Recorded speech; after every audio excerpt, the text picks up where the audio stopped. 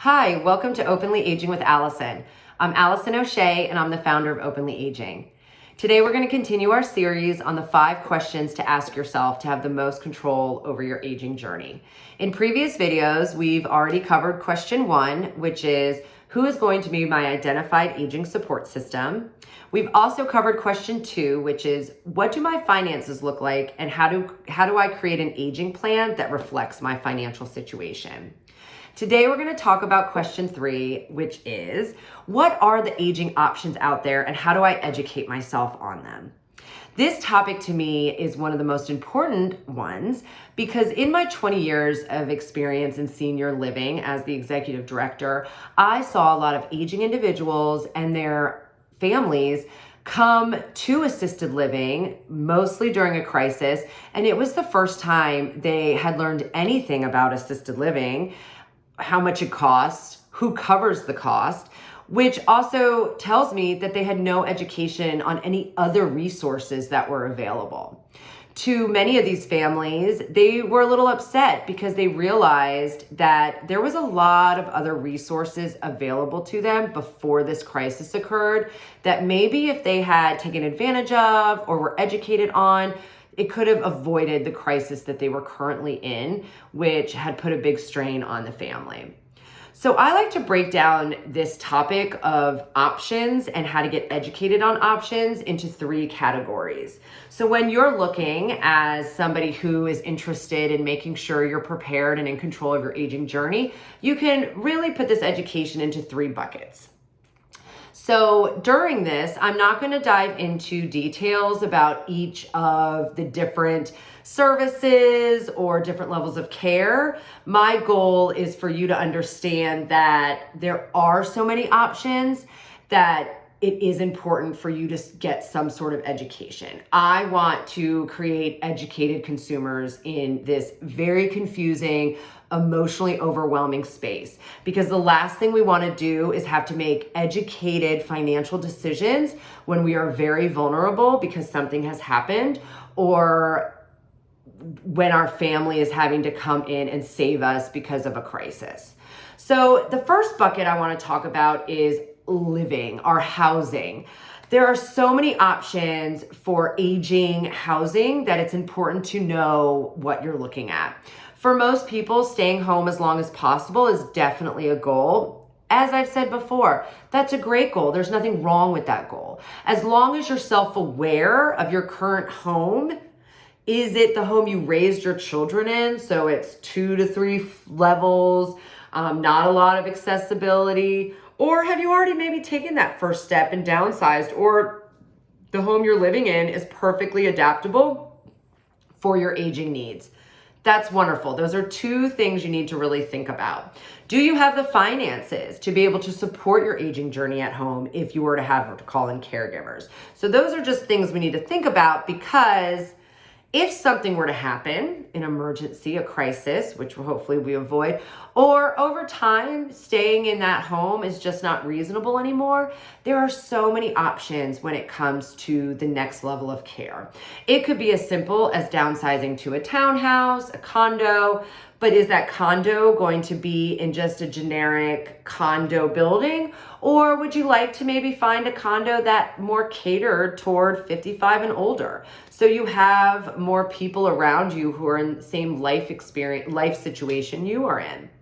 If you notice that you're really going to need some more supportive services as you age, that's when we really need to break down the different levels of care.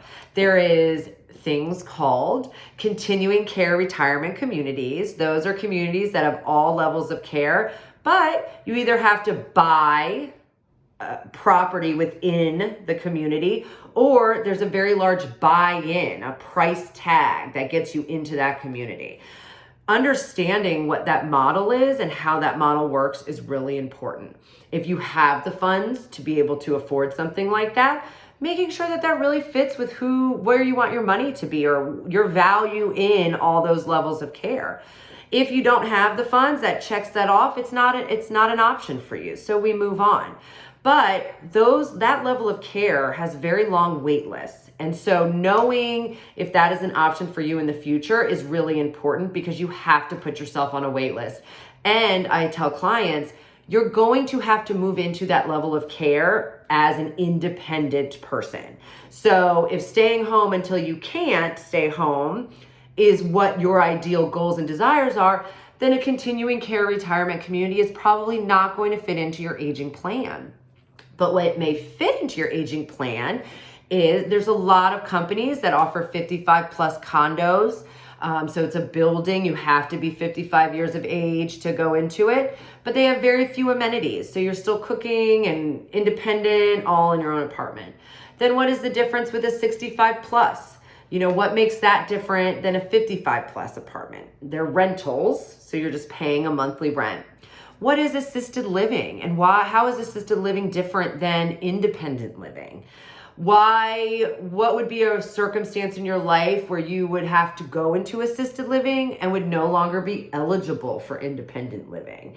So understanding what those levels of care mean and what each of them have that may benefit or not benefit you. Obviously, when we're talking about a memory care community, that one's a little more obvious in its name. If you have some memory issues, that could be a potential in your future. So just understanding that there's a lot of different options out there for your living and getting an education on them is very important in order to be prepared and be an educated consumer if something were to happen or if decisions had to be made. The other topic within this topic is understanding what potential supportive services you may need. And I'm going to give you one example that will help you understand why this is important. So many people don't understand what the difference is between home health and home care. That's probably one of the biggest questions. So if you are in your aging journey and you understand the difference between those, you are ahead of the game. One is covered by insurance, and it's therapy, nursing support that can come to your home. The other is private pay, and it is companion services or certified nursing aides that can come to your home and help you with what you need in your home. But those are two very different services, and understanding what each of them are and how the business model works for each of them is really important, because part of that staying home is understanding how much does home care cost, and do you have to put a trigger that when home care gets to be a certain amount of money a month, this fits with your financial plan, that that now it's time, I need to find a different living situation because I can no longer afford to have home care come in, because it can be very expensive if you need 24-hour support. Most people are unable to do it, and actually assisted living will be cheaper. But you have to understand those options.